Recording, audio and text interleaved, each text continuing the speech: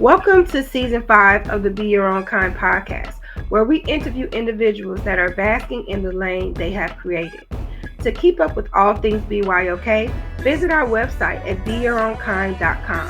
While there, stop by the BYOK shop to grab our merch to add daily inspiration to your life. BYOK has also created a Facebook group that offers giveaways, business advice, and lots of laughs, and most importantly, sisterhood. Have time for a chat or to just get acquainted with your girl? Go to our site and click under bookings to set up a 30-minute coffee chat.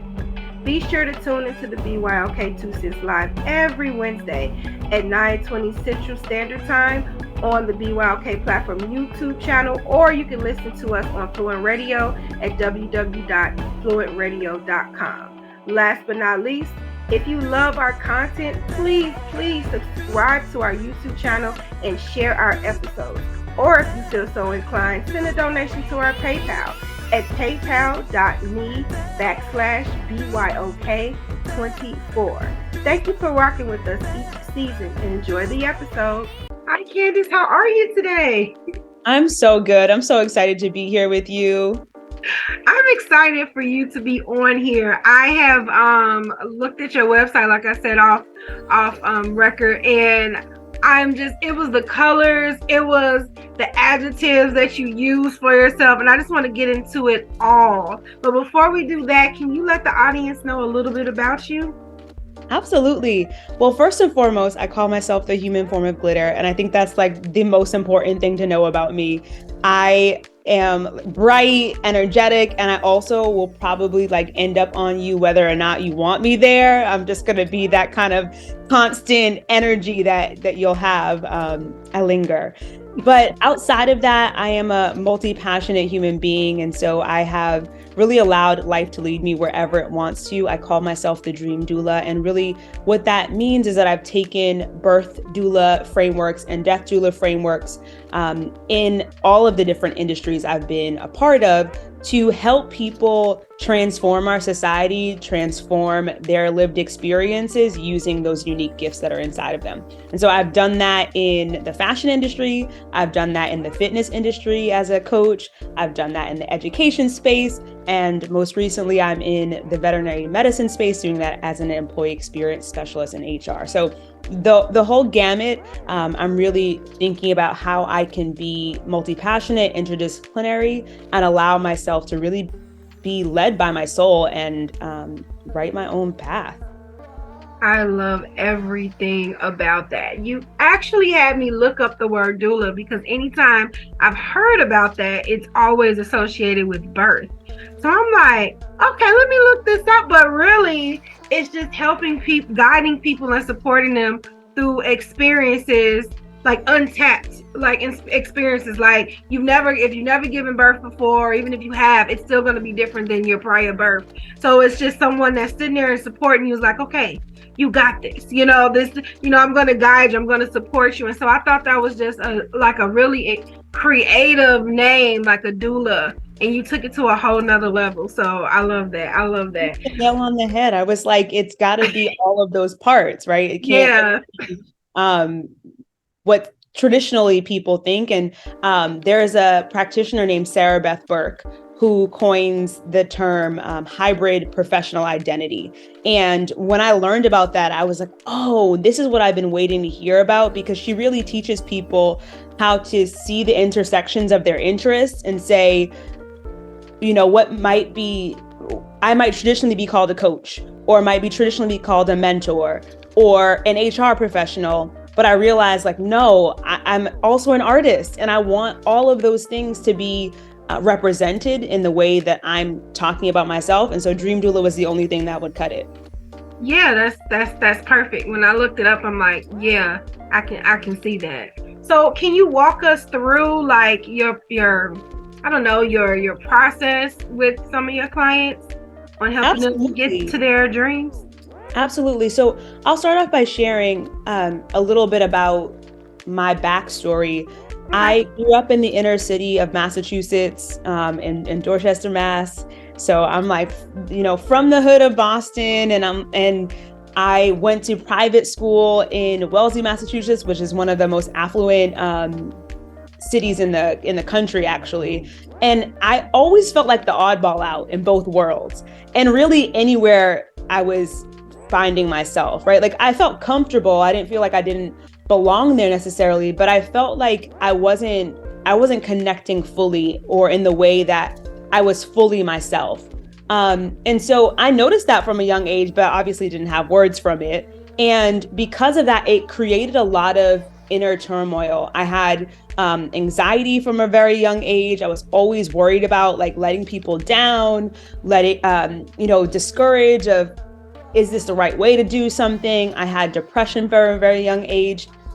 And I didn't know how to navigate any of that, right? Like my parents were two 17-year-olds when I was born. So they're young, they're doing their very best, and they did a beautiful job raising me, but resources are limited, right? Coming from the inner city, being young, doing the best that they can, but definitely there were some gaps. And so I discovered dance. I've been dancing since I was 3 years old, and I discovered dance as a form of just a ritual that helped me understand what I needed to feel safe, what I needed to feel healthy, what I needed to express myself, to understand myself and be able to communicate that. And I was, like capturing that tool, I wanted to share it with other people.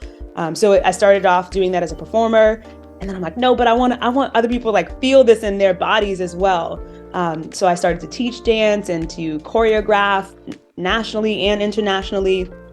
And really, as I've looked back at that experience, the through line has always been, how do I help people embody what's in their souls and be able to use that to communicate to themselves what they need and to others? So that's the whole like premise of my work. And I call that soul care, right? We hear self-care all the time. Take care of yourself, do the bubble bath, grab yourself a glass of wine. And I love that. Don't get me wrong. Like I'm a self-care buff. Like I love me a good bubble bath.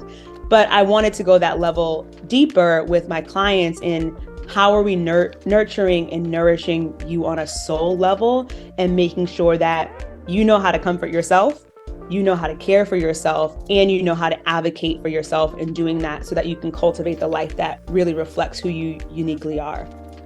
I love that, answering to yourself, telling yourself what you need, because I feel like most times we're looking outside of us, or we're calling someone, I just don't know what I need, and it's like they don't either. So if you can't tell yourself what you need, another person most likely cannot either. So I love that, let me check in with myself and see what I need at this moment. Like that, like you say, a soul connection. I love that, soul care. I have never heard of that. I have never heard of it. Often I'm like, ooh, yes, divine energy. Come on, God, like tell me more, right? Because that's ultimately why we're here. And I think we lose sight of that in capitalism. And the self-care industry does this too. It makes self-care productive.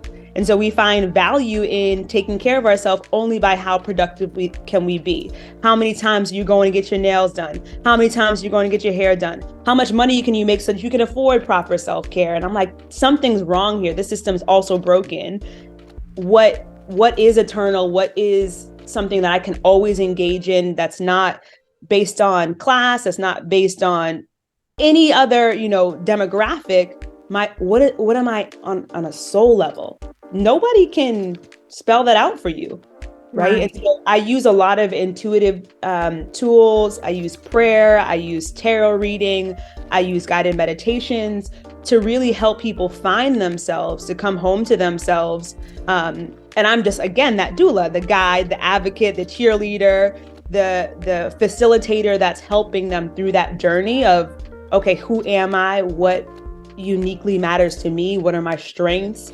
I always tell my clients, the only thing you need to focus on is your needs, your values, and your desires. Needs, values, desires. Your soul has clarity on those things. And if you get that wisdom from your soul and start to navigate your life based on those three things, the whole experience shifts. Joy becomes more frequent. Abundance, tapping into that financial abundance becomes more frequent.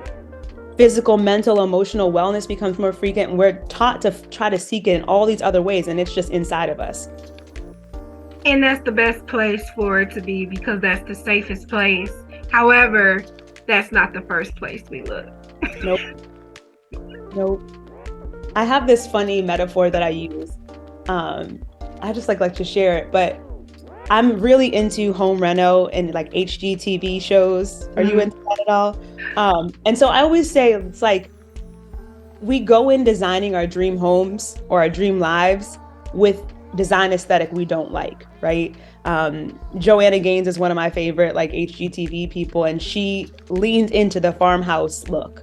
She's only doing farmhouse style, and she talks about in her journey how she tried to do the modern, classic, the contemporary, and she's good at it, but it didn't bring her that same sense of joy.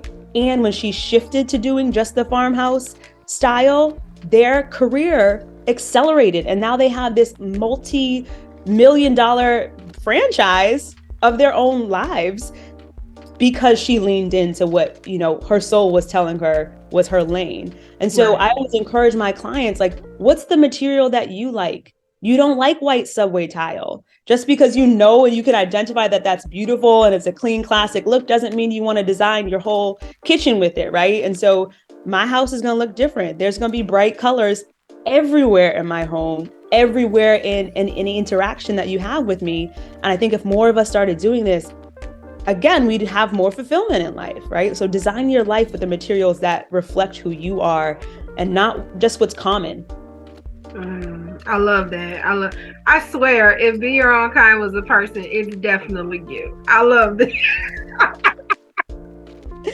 Y'all can't see this, but I'm running around my house basically without getting up. Thank you. That's a huge compliment. That means a lot to me. I mean, I'm serious. Like I never even thought about like self-care, because you're right. Self-care it's a trend now. It's a trend to take care of yourself. So there was an interesting like quote that you even put in your form, and I wanted to talk about it. And since we're here, let's stay here. You said that the collective obsession with self-care is hurting more than helping. And I feel like you kind of expounded up on that a little bit, but I just want you to expound upon that a little bit more for us. Yeah, it's so funny. People don't realize, and I love to harp on this, the self-care industry is a $1 billion annual industry, right? This is like a global economic movement, and people are gaining from it. And so we're being incentivized to participate, right? Our marketing is telling us, go buy that thing, go buy that sweatshirt, go buy the bath salts, go buy the makeup. And don't get me wrong, those things have utility. I don't reject them, but I do call myself to attention, and anybody who's working with me as a client or within my community, I ask them to check how they're participating in what's a global industry and what's a very lucrative global industry, right? Because it becomes this addiction that we can't stop if we're not in tune with the fact that it is an industry, that it's not designed to actually serve us. It's designed to keep us on that wheel of productivity, of capitalism, right? You have to work harder so that you can earn more money to afford the self-care. And then you're burnt out because you're working so hard, so you need the self-care even more. And I'm like, again, I'm not mad at it, but I have to interrupt that cycle at some point because I'm not trying to live my life drained. It's just, that's not it for me. Like, I want a full life. I want to enjoy. I have 4 things, right? Being a modern day revolutionary is something that's very important to me. I talk about this. This is a clientele that I serve. These people that are actually trying to transform the world through their unique strengths and gifts, right? So if you're not trying to change the world, like, no problem, but you're not in my orbit. So there are 4 things that I ask people to pay attention to. One of those is revenue, right? If you're in a business, or if you like, what are you bringing in to take care of yourself in terms of financial wealth? One of those things is social impact, obviously, if we're looking at transforming the world. But the other 2 things, are you experiencing joy regularly? Like, is the compass of your life being run by how joyful you feel? And the second layer of that is, are you focusing on your well-being? mentally, physically, and emotionally, are you good more than you're down and out? And so like, I don't want to leave those two things out. And I think we needed to interrupt that model that that billion-dollar industry is creating, because it's not asking us to pay attention holistically to those things. It's still asking us to look outside of ourselves, because now I need those, and affirmations and all those things are good because I sell them in my store. But do you have your own set of things you just say to yourself without someone telling you or reading it? Like, because like you said, no one is in tune with your soul but you. And so I'm just piggybacking off what you said, because this is a new concept for me. But but it's like a light bulb moment, you know. Once again, we're being told what to think, and I never thought of it that way. But self-care to me has always been inner anyway, but I do look outside sometimes, you know, to phone a friend, to do that. But if we're in tune with, like you said, with us, and if joy is driving it, I wouldn't get to that point, because I would have those meetings with myself to be like, hey, what is it you need right now that you can give you? And I love that heightened sense of accountability. I really do. Yeah. And I don't want to, again, I don't want to get too far in the model, like, don't use anything out of yourself, right? That's not what I'm trying to preach, quote unquote. But like, for me, soul care has the layer of what's happening on the inside, and also what's happening within my community, and how am I utilizing my community? Because I think self-care is this hyper independent model as well. It says that only I can take care of me, only I'm involved. I got to do everything by myself. I got to have me, my squad, my kids, my cousins, all on my back, and I have to carry everything. Whereas soul care gets to be this communal experience. I identify my needs, my values, and my desires, and I invite other people to participate in the creation of that with me, right? So one of the things that I do for my clients, we make what I call personal empowerment podcasts or pep talks, based on what we're discovering for them. So then they leave the session with me with materials, you know, pre-recorded little, I make kind of graphics that you can press play on, and it's their voices speaking the affirmations that we came up with during the session, or it's my voice with things that they've declared that they want, right? Because maybe they're not ready to speak them out, but it's what they wrote down. And so no, it's not them working in isolation to cultivate what's good for their soul, but it is still self-derived. And that's the whole point, right? You can still engage with the sweatshirt that says, like, I go to therapy. You can still engage with all of these external things, but are they coming from the fact that you said, I need this, and I value this, and I desire this? Right. So it's still being in tune with self. So if I do need this t-shirt to make it through the day, then that's fine. But I feel like what you're saying is balance. Like, you shouldn't be on one scale all by yourself, and you shouldn't be on the scale of buying all these things too. You got to make sure everything that you're doing is intentional and is serving you. So yeah, I love it. I love everything about that. I am totally off with the questions, because I just skipped to just stick with this concept. So on your website, you said that you're an accidental fitness fanatic. How did that come to be? This is one I let my soul tell me where to go. Truly. Okay. So this is a beautiful story, because this is one of the low moments in my life, and I had to learn to trust my soul in this chapter of my existence. So I had been bouncing around from job to job, and like really was just being drained and depleted by these different jobs. And I finally found one where I was making the most money on paper, and they had recruited me. I had a friend who worked there, and she was like, you're going to be so great for this role. And I got there and I felt empty. I was miserable. I was so sad coming to work, and like, you can hear in my voice what an animated, joyful Candace sounds like, and she was not existent. And after 6 months of being there, I was let go, and I'm like, what am I supposed to do? I followed what I was, what was right on paper. I followed the money. I followed the prestige. I networked my way to the next opportunity. I was in line with my career advancement.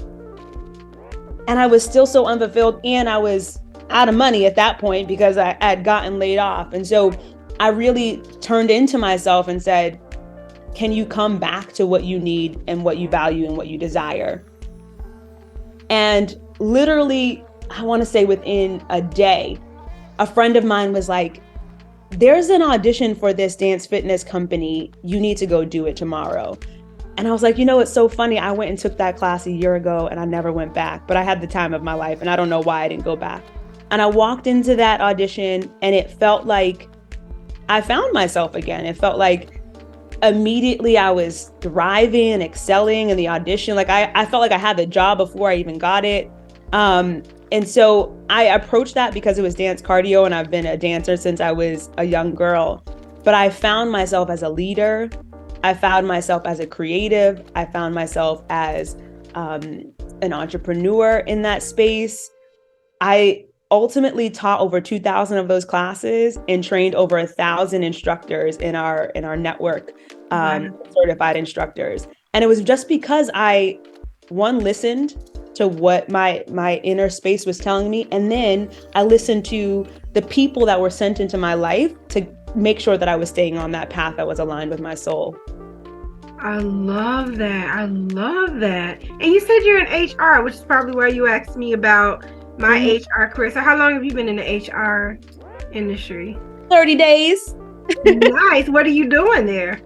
I'm an doing there, but what are you doing in HR? Yeah, I'm an employee experience specialist. And it's so interesting because even in all these roles that I've held, I can still see how I'm a dream doula, right? So in this employee experience role, I work in veterinary medicine industry, and I'm trying to help my colleagues transform the veterinary space to make it better for our members and for their pets and for the practitioners who work really hard and who have a ton of pressure and who have compassion fatigue and who have tons of mental health struggles, right? My goal is to make this world a better place for all of those people to exist in, and to highlight their strengths and their superpowers so that they can, make this a better community for all who are passing through it. So it's funny, I end up with these different titles in my career chapters, but really underneath it all, I'm always Candace the Dream Doula.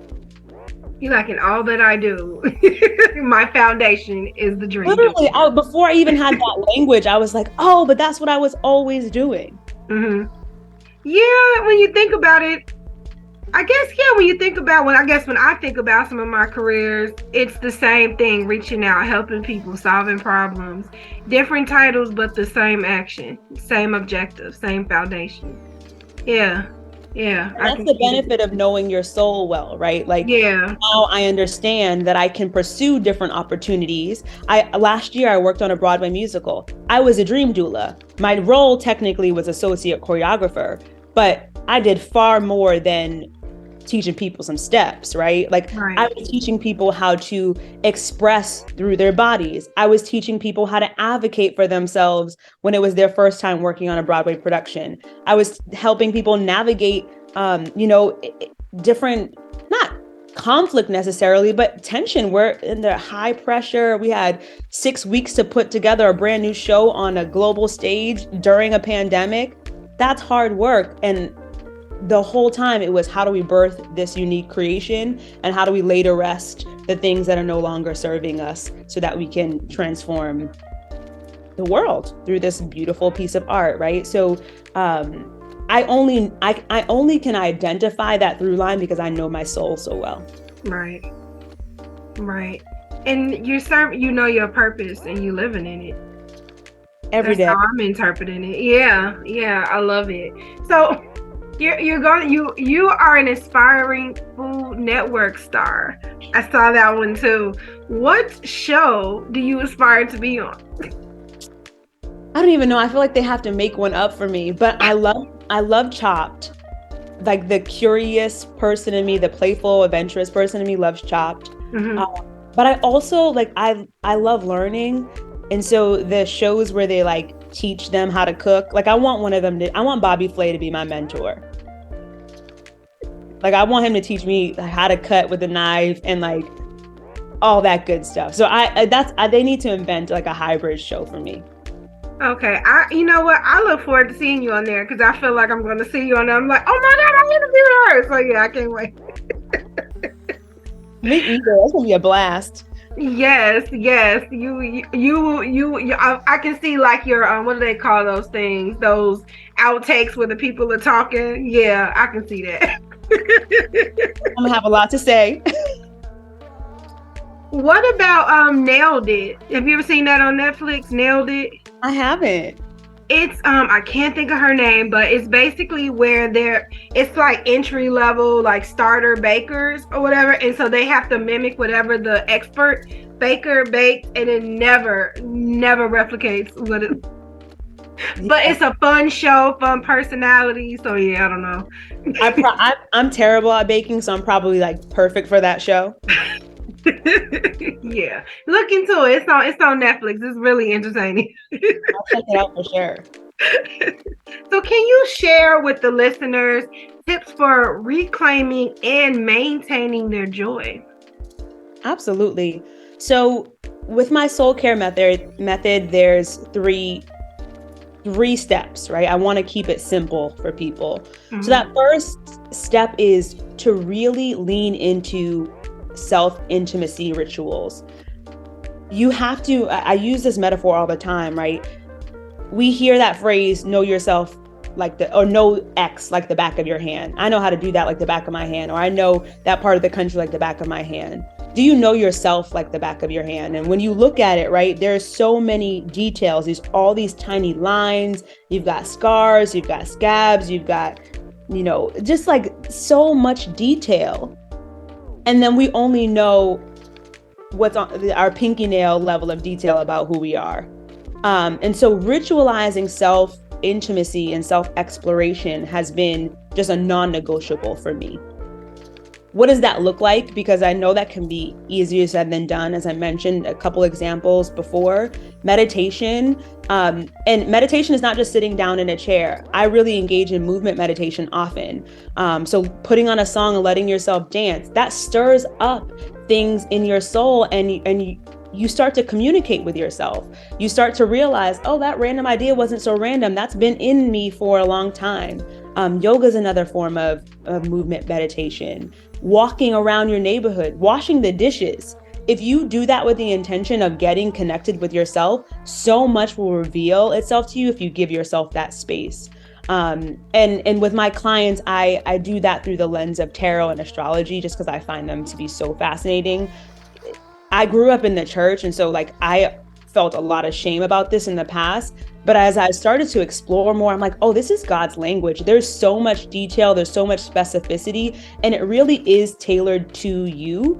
And so much so that I invoke God in prayer before I start a tarot session with folks, because I do really feel like it's divine language coming to the surface and giving us more creative ways to engage with that divine nature that's within us all.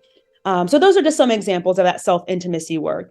And then from there, I do self-derived strategy. And so I start to organize my life and organize my actions based on that information that I learned about myself. So if I discover, oh, I really need, I'll go into a little bit of astrology. I have a Pisces moon. So in my inner world, I am deeply emotional. I had to let myself be deeply emotional. And that's contrary to what I grew up, right? I grew up in a pretty tough Black family. You gotta roll with the punches. They're talking about you and you just gotta keep it moving, right? They're roasting you and it's all love, but that was hard for me. And I never understood why, because everybody else seemed to let it roll off their back, or no one else seemed to carry those details that people were saying about them, days and weeks and months and years later. And I didn't understand that about myself. And so through the lens of astrology in this case, I understood, oh, you're deeply emotional and that's a spiritual gift that you have.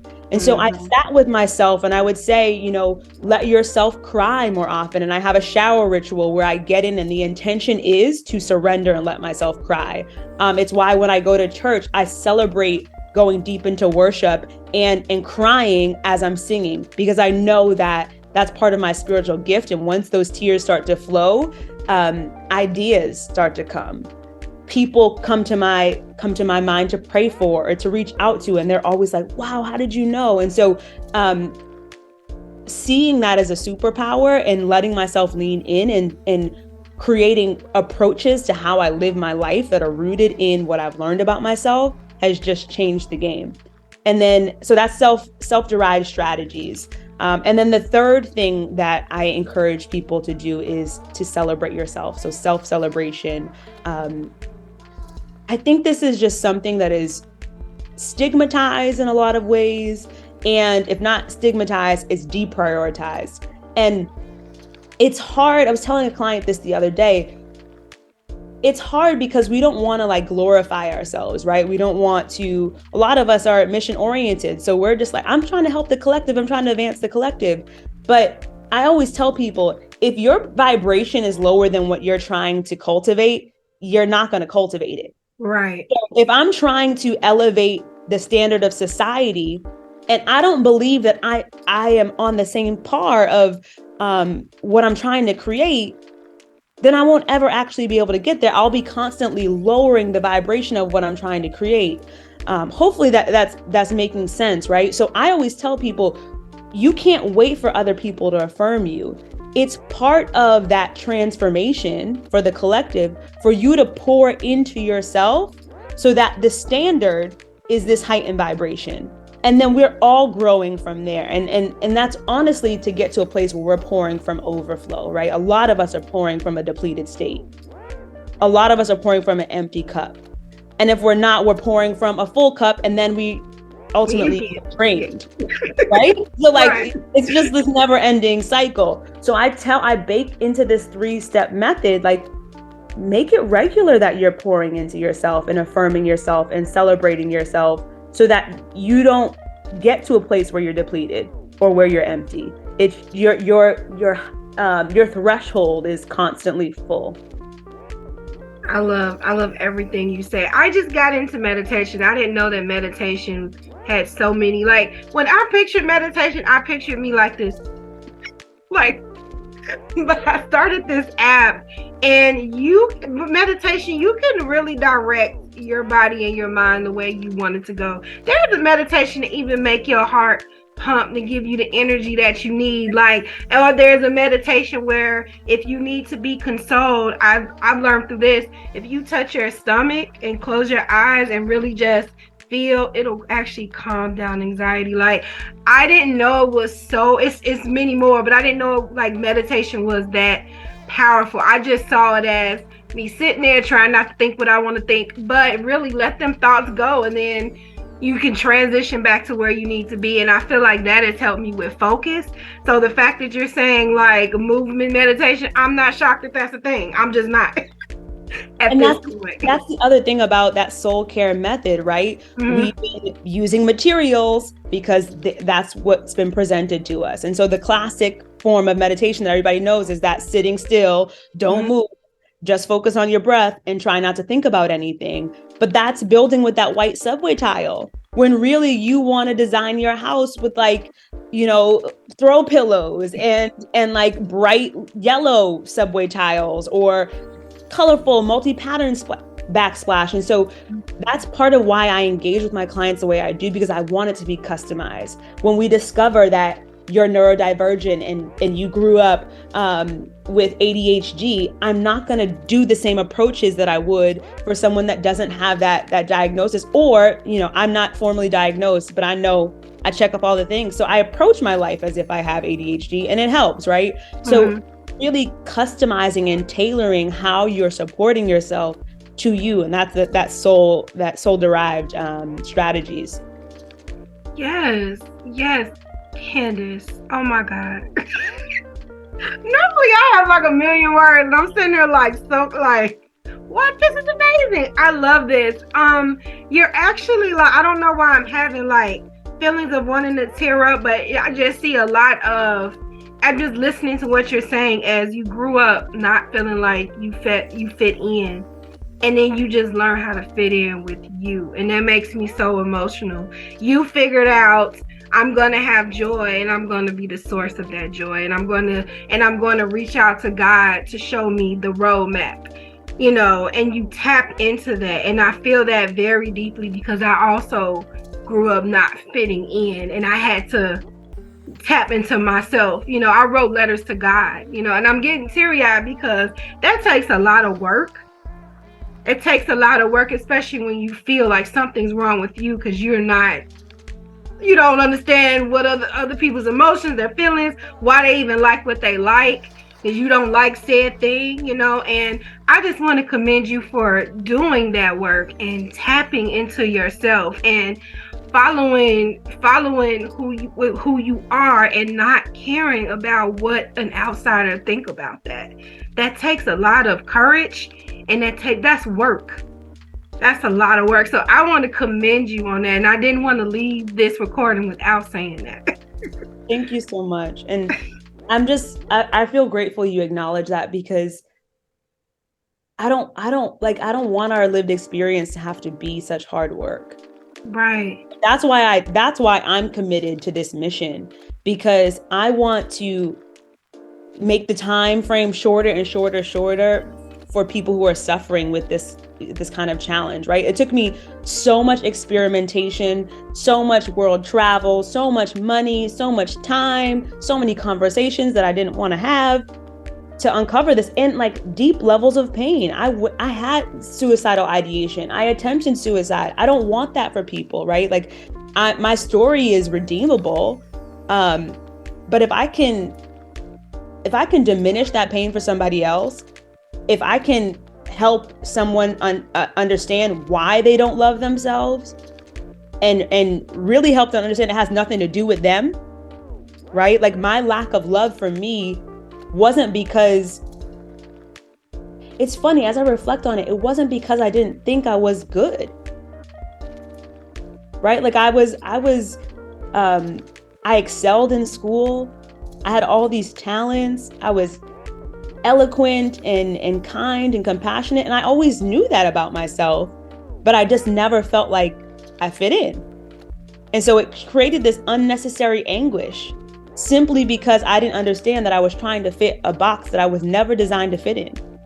And so if I can diminish that for somebody else, if I can erase that from some young Black girls' lived experience, that's a dream come true.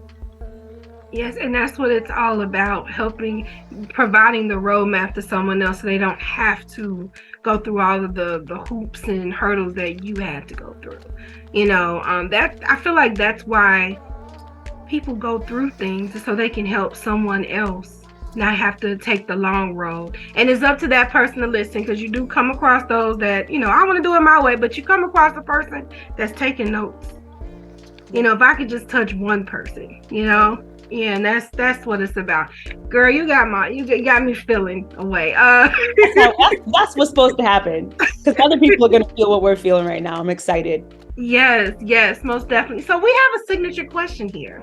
If you could describe yourself in one word, what would it be and why? I got the answer. I got it. Effervescent. Effervescent. So just generally, I feel like my name Candace means light, and I love that. But there's a certain quality of light that I want to be in the world. I want to be this like alluring, vibrating, palpable light. And so effervescent captures that for me. But the other reason why I share that, I just recently did this ritual that I'm going to be doing annually called desire mapping. And that was my number one desire for the year, effervescence. And so I'm just cultivating that in all the different forms, and that's how I want to describe myself. I love that. What exactly is desire mapping? Oh, that's one of my favorite rituals. Okay, so Danielle Laporte has a whole book about desire mapping, but a friend of mine, Sarah Waylet, ties in, like waiting for this motorcycle to go. A friend of mine ties in design thinking into this concept of desire mapping. So uncovering all the things that you desire and letting yourself really pursue this abundantly is what the layer of design thinking brings in. So you start off with a long list. It's like 500 words that are positive adjectives or nouns, things you want that you might want in your life. And on a sticky note, you put one word per sticky note. And so I had this whole, I actually have a reel of it. I had this big old pile of like hundreds of sticky notes around me. And then you organize them in groups that are similar words. And then you pick one word from each of those groups that is like the umbrella. And those become the desires you focus on. So I have 17 core desires for this year that I'm focusing on. Effervescence is the number one. But the reason that I value that exercise so much is I now am organizing my life around my desires, right? I'm actually moving beyond my needs. I know I've worked a lot on my needs, and I think a lot of us pay attention to that. Like, okay, I need to do X, Y, and Z. I need rest. I need food. I need water. I need to work out. I'm trying to call into my life a chapter of what do I desire? Like, can I let my life be led by what would please me, what would nourish my soul, like on a more expansive level beyond just what I need to survive, right? It's like not survival, but thrival or thriving. That's my pursuit these days. And so I'm now going through, and as I calendar like my life, as I go and organize my time, I make sure that the things that are on my calendar are lining up with my desires. And if they don't, they get deleted. And you know what? I feel like honing in on your needs, is that necessary when God supplies those anyway? Humans are the only people, or not people, but beings that focus on their needs. Animals do not focus on their needs. No other living thing. They don't come, the birds don't fly around like, oh my God, how am I going to eat? Oh, I need shelter. How am I going to get where I have to go? They just flow because they know that everything they need is going to be provided to them. And to even focus on your needs, I don't even know if that's even a necessary thought. Like, is that necessary? But again, it goes back to how we're programmed. Right. That focusing on our needs keeps us in this state of scarcity mindset rather than the truth, which is there is no lack in the world. It's only abundance, right? Right. And so we've been socially conditioned to focus on our needs. That is again, going back to like what's happening, why this is so harmful and why it's so pervasive. It's a system that's intentionally designed this way. It creates this kind of like behavior where we continue to perpetuate it. And so that's why, like, again, I'm trying to revolutionize society. We don't need to focus on our needs because our needs keep us in that scarcity mindset. If we start focusing on our desires and listing them abundantly, if I write down 500 words, and let me tell you, it was uncomfortable. I'm sitting here, rationalizing to myself, oh, I don't need to write both of those words because I don't want to waste paper. Are you serious? The Post-its already exist. They're printed. And so it was literally like deprogramming that mindset, that scarcity mindset. Yes, I'm worthy of writing down every single desire of my heart on a Post-it note. And I still have them. I have a shopping bag full of my desires. And so when I need it to be tangible, I obviously put it on my Google Calendar, and I have a whole bunch of others. I'm a nerd, so I've got systems and spreadsheets and stuff to organize this that I use for myself and my client. But like, I also need to go back to that tactical place and go through and read and touch each one of those tangible desires so that I can really sit with the abundance that I have access to. And within 2 weeks of me completing that task, I got this new job. And it was to the letter. All of the desires, all of the benefits, all of the boundaries that I was calling in for myself, that I wrote down in my rituals, to the letter with this opportunity. So I think it just, these shifts, they're simple, but they're revolutionary, and they're pretty monumental in terms of how we're navigating our lives. It's flipping it on its head and deconditioning what we've been programmed to believe is the way to live. Yeah, and I think a key point also is being comfortable in that and not being concerned about the outside comments and things. Because I feel like some people are just afraid of busting out because of what it may look like. It doesn't look normal. But here's the thing: you don't look normal anyway, because there's no such thing. Number one, and number two, some people just criticize because they don't have the courage to be themselves, or maybe by you continuing to be yourself, you may actually, help them to be more comfortable with being them. So I feel like it's an upside either way. And I Yep. feel like sometimes we hold back because of worrying about what other people will say as well. But Yeah. you never know. You may touch that same naysayer. They may look and say, maybe I should try to do something. What are you doing? You never know how you touch a person because you never know who's really watching you. So true. It's so true. Yeah. That's the key to revolutionary living in my Yeah. opinion, right? When you are courageous enough to live on your own accord, it does cultivate change. It's like you become the catalyst for that change on a collective level. And it's terrifying when you first start out, right? Yeah. Like being the 14-year-old being like, this doesn't work for me. I'm not going down that road. I know I've trained, actually, I'll never forget when I was a senior in high school. I was applying to colleges and I was getting into some colleges and they were like, well, you can't dance if you go here. You have to focus on the traditional academic path. And I'm like, I've been dancing my whole life. I'm not going to not do it now. And then on the other side, it'd be like, oh, well, you can only focus on dance in this setting. You can't focus on the other academic, principle or places that you're interested in exploring. And I'm like, well, that doesn't work for me either because you're diminishing parts of me that are important.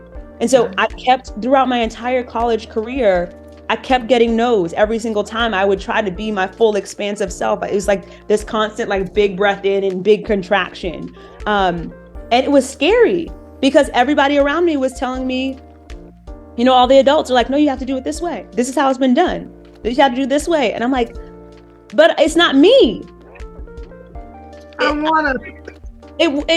I can't do it that way because it literally denies me my capacity to be me. So it wasn't an option for me to go down the roads or the pathways that they were telling, because I literally did not feel like myself. And that's one thing that I don't know where this came from, but I am allergic to not being myself. I just can't do it. It don't work. I break. Like it's the factory malfunction. Anytime I get too far out of being myself, I break. And I'm grateful for that. But I've noticed how it gives other people permission. As I celebrate myself, it gives people permission to celebrate themselves. Mm-hmm. As I design my unique life perspective, it empowers my clients to have, a roadmap and a blueprint for how to do that. As I explore and decondition my brain from, these intuitive things that I've been trained to feel shame around, it gives other people permission to say, oh, well, that actually did resonate with me. And I said it didn't because of, being worried about who was going to say something. So I am a living catalyst for other people. And then that just multiplies and multiplies and multiplies. And once again, that's what it's all about. That's because if everybody is the same, who's getting reached, And so when you reach that point, and I feel like I'm just so happy you reached that point at an earlier point in life than I did, And when you reach that point, it's liberty. It's liberty to know, hey, I'm not meant to fit in. And anybody that's supposed to be in my life will be attracted to me, and anybody that isn't won't. It's just that simple. It's once again sitting there thinking, who's supposed to be in my circle? That's up to God. Like, let him do the flow and you flow with that, because that is not the main idea. It's also just it's a distraction. It's not interesting. There's nothing interesting about trying to design my life that way. You're right. It's not interesting. It's nerve-wracking, And so when you reach that, I feel like it's liberty in that, though, because I feel like that was part of my problem. Like it's liberty to be like, you know what? I just feel like drawing bubbles today, or I just like drawing chalk, getting some chalk and drawing on the sidewalk, And if somebody walk by, like, why is this grown lady? Just keep walking.